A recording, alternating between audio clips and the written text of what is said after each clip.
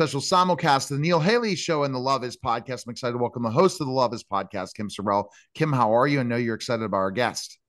I'm doing great, Neil. Thank you. And yes, I'm so excited. Darren Mulligan from We Are Messengers, by far my favorite Christian band that is out there right now. I love you guys. Your music is so deep and so rich, and you can just feel it in your soul and feel it from the bottom of your toes to the top of your head. It's like Oh, anytime I'm singing along, listening to you guys, I just go to a different place. And I don't know if you realize how transcending your music is, but holy cow, Darren, you are one talented guy, and I appreciate you so much. Welcome to the show. oh, well, that might be the nicest intro I've had in a long, long time. Thank you so much. Um, no, I don't realize that because I'm a very grounded kind of man. I live out in the woods in a wee cottage in Ireland, and when I'm not doing what we do with We Are Messengers, I live a very simple, ordinary life. But when I get to catch a glimpse of that is when I hear stories from people at our shows or, who've emailed us or from yourself. And I'm really, really grateful.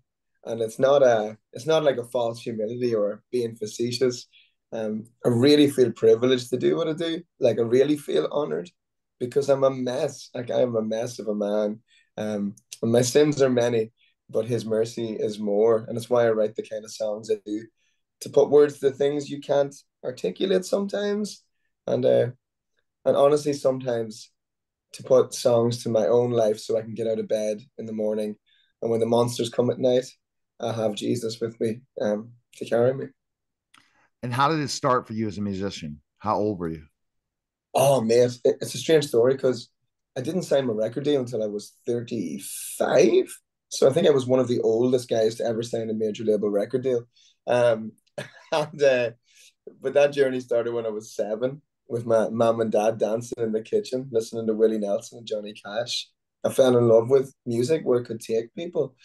And as I grew older, I became an atheist, an agnostic, fell into promiscuity and drunkenness and violence. And at that time, I was playing in heavy metal bands and screamo bands because I love rock and roll. I always did. I still do love rock and roll. Really, it was my girlfriend, long-term girlfriend, who had a radical encounter with Jesus when I was 27. And she led me to faith in the Lord just a few weeks before we got married. And her forgiveness and her kindness to me was the catalyst for me really falling in love with Jesus, the Gospels. And at the time, very interestingly, I sold all of my guitars, sold all of my instruments, because I associated music with everything that was wrong with me, the things I had done, the shame I carried. And a couple of years later, I got an opportunity to serve in our little church that we still go to in Ireland. And yeah, God just opened doors. We said yes more often than we said no. It's been a really wonderful journey. Terrible, horrible, beautiful, ugly. But isn't that just life? And so we've been doing it ever since. And I'll tell you this, I regret a lot of things about me, the mistakes I've made in my life, but I don't regret a song I've ever written. Do you know? I think it's one of the few areas of my life that I have kept really pure, really honest, and carefully I go about it trying to give that talent back to Jesus because I don't deserve that kindness. So I'm going to do the best I can with it. Well, Wow. you do a great job with it, Darren, that's for sure. And I think because of the richness of your story, the good, the bad, the ugly, you're able to go to a different level. You're able to go deeper. And it's like one of those things where you hate having to go through crap in life. And Yeah, when you're in the middle of it, it's like, oh, why am I in the middle of this? But if you can get to the other side of it and use it to help other people and yeah. minister to other people, like that's gigantic. And that's what you're doing. Thank And you. so, yeah, absolutely. It can be easy to beat yourself up, right? And go, God, why did Yeah, I behave that way? But the reality is when God brings you to this new place in life where you're able to say, the past yeah, is in the past, praise the Lord, that, in fact, one of my favorite verses is that came to pass, right? Because everything comes Yes. to pass. We get to leave it in the past and we get to move on. And you've done a beautiful job of that, even Thank you. though things still, crop up, I'm sure.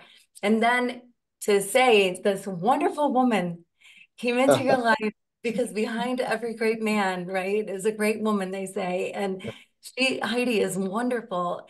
So what is it about Heidi that made you fall in love? I was just on the phone to her just before I jumped on here, and she's just heading off in Ireland in the car down a wee country road to go and pick up our kids from school. I think what Heidi has is she has this incredible level of service where she's able to give her life away because her love for her family and friends is so much greater than her love for herself. And I see Jesus in that. In American and Western Christianity, everyone wants to be more impressive.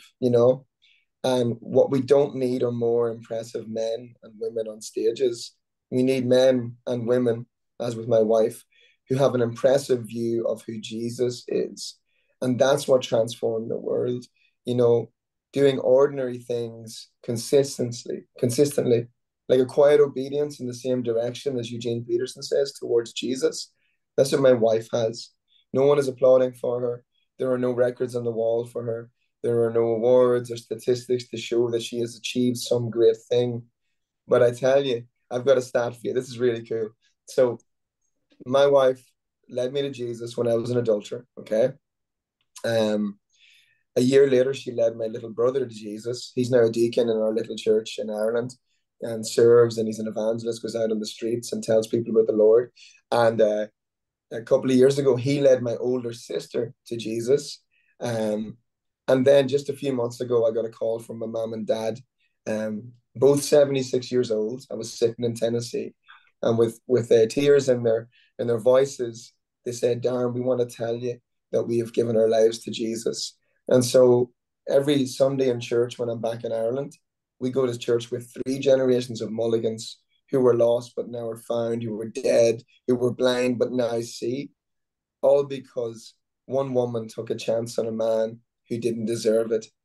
And I often tell people I don't know a Jesus in the clouds. I'm not quite sure what that is, but I do know Jesus at work in a good-looking, blonde, tall Scottish woman. And she's changed my world. Jesus, my wife, and my parents. They're my heroes. Oh, that's great. Now let's talk about your music. How does that transform other people? Because your goal is transformation. When you get on stage, you want to transform people's lives. You want to change people's lives, give them hope, give them courage. How do you kind of define your music that you? That's a really good question. I'll start by saying this.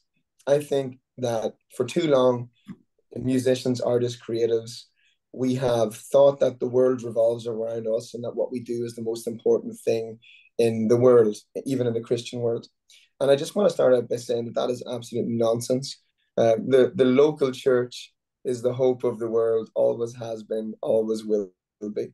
And so what this band does is we want to be a soundtrack to the lives of those in the local church doing the real work of the kingdom, and to be an instigator in people's lives who don't know Jesus, so that they may come and question, who is this Jesus? What has he done?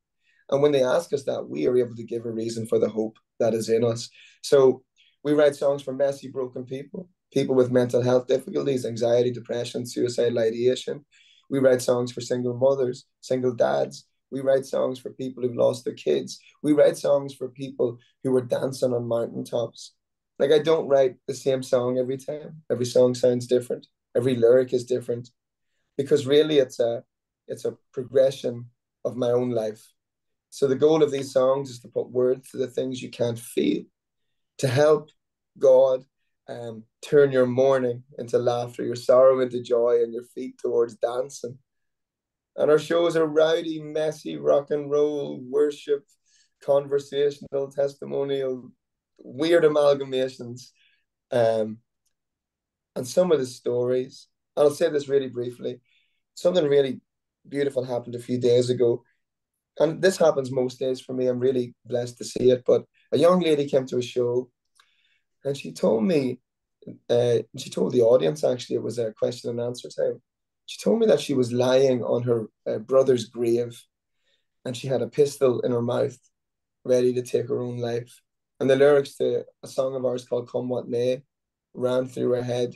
And she said she took the pistol out of her mouth, stood up off the grave, and then next thing you know, she's sitting at our show. I don't think music saves people. Jesus does that, but he certainly uses it to draw people towards himself. And he's the creator of all, right?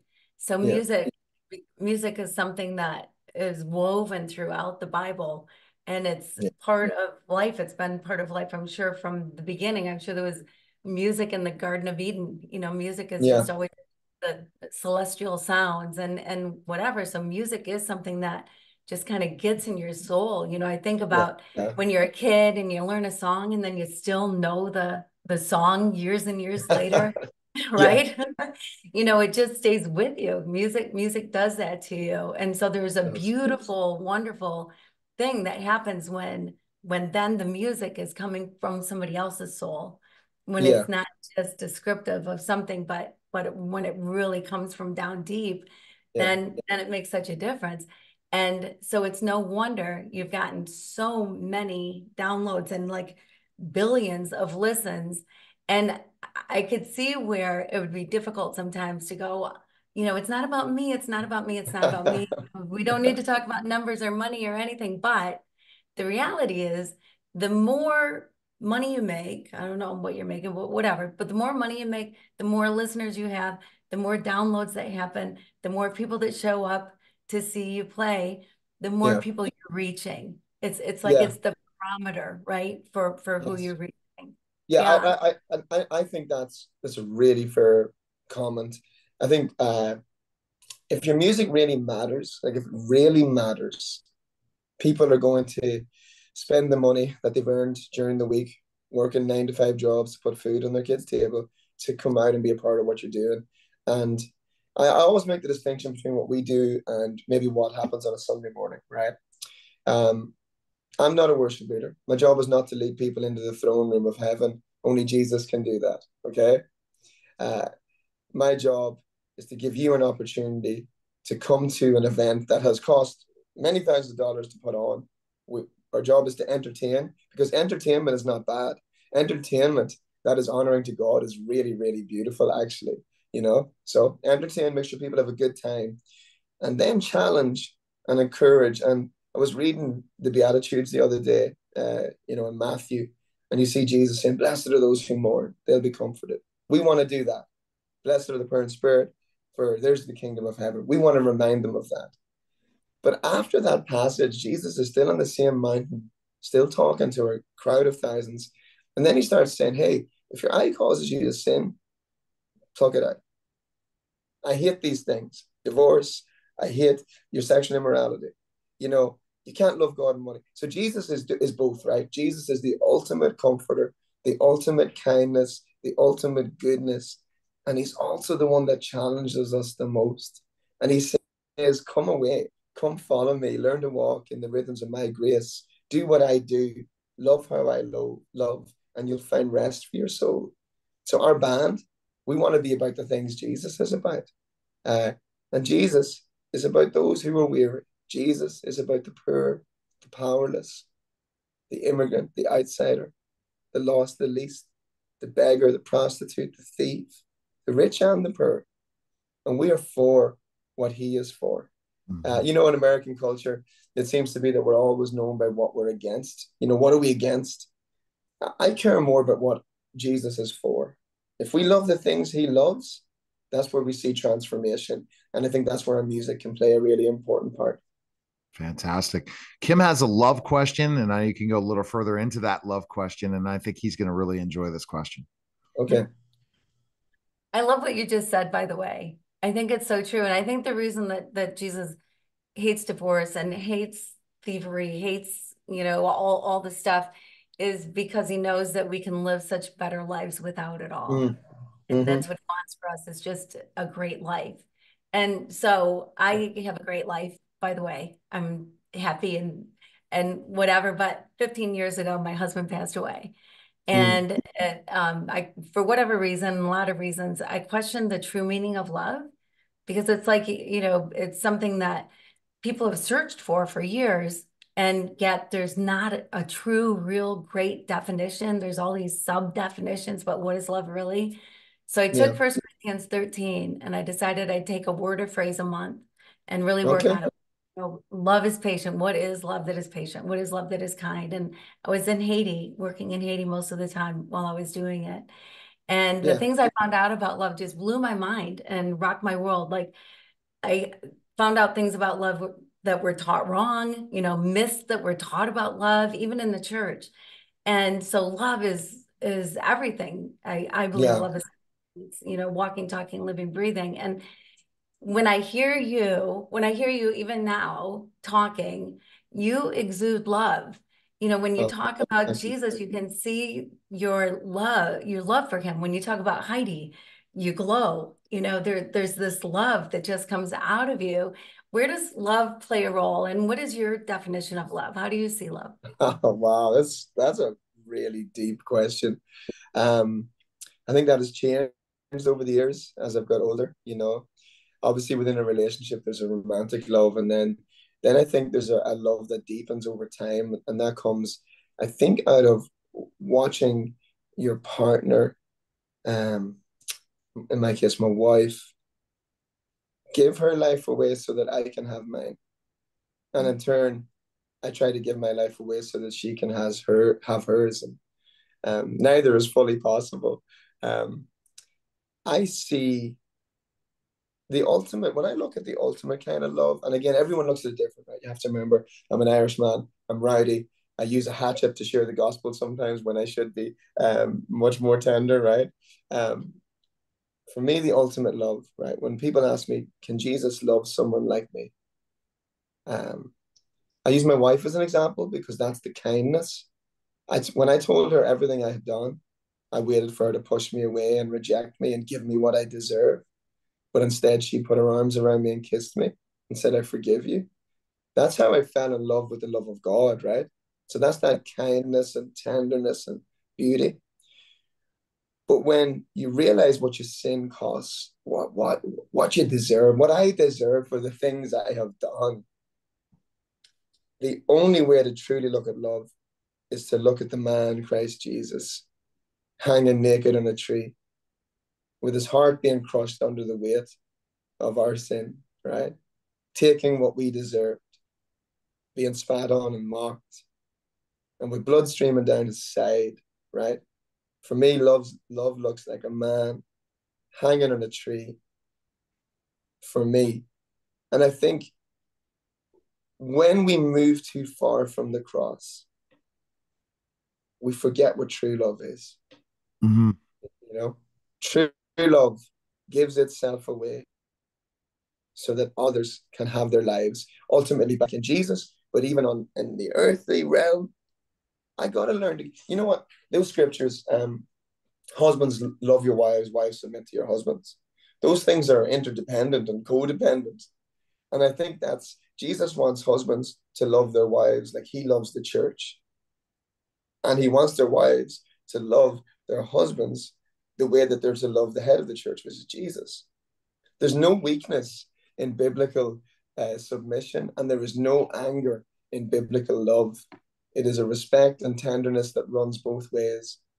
And ultimately, for me as a man, when the wolf comes to the door, I'm the first man out of the house, because I will give every single thing I have to protect my wife and family. Wow. Beautiful. Kim, that was one of probably the best answers we've had of the love question. Yeah, it was so good, Darren. It's a testimony to who you are, that you can just talk from your heart so freely. I appreciate that so much. Thank you. Thank you. Where can we get your music? Best place, Darren? I don't know, wearemessengersmusic.com. Yeah, everywhere you get music, you can get our music. And again, I find this a real privilege just to speak to you both. I don't take anything for granted.